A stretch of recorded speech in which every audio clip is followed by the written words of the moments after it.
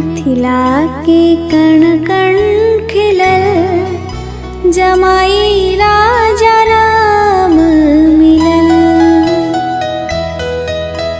मिथिला के कण कण खिलल, जमाई राजा राम मिलल।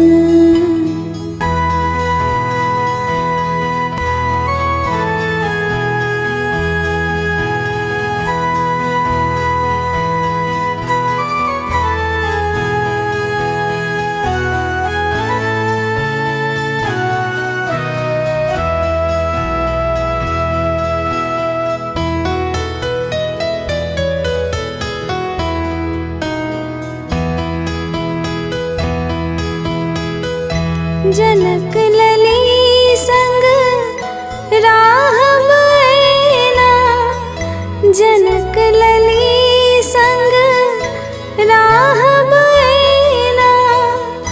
कनक कली पर भवराजेना, कनक कली पर भवराजेना। अवध मिथिला के नाता जुड़ल, जमाई राजा राम मिलल। मिथिला के कण कण खिलल, जमाई राजा राम मिलल।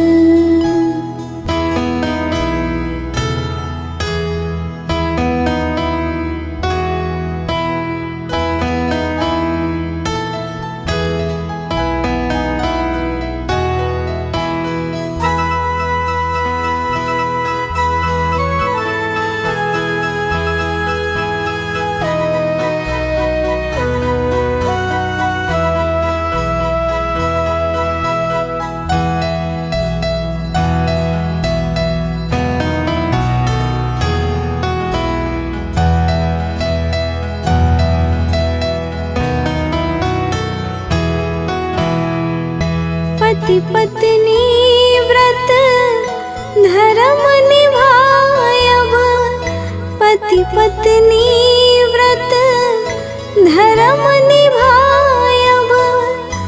दोनों कुल के मान बढ़ायब, दोनों कुल के मान बढ़ायब। जनक दुअरिया सजल, जमाई राजा राम मिलल। मिथिला के कण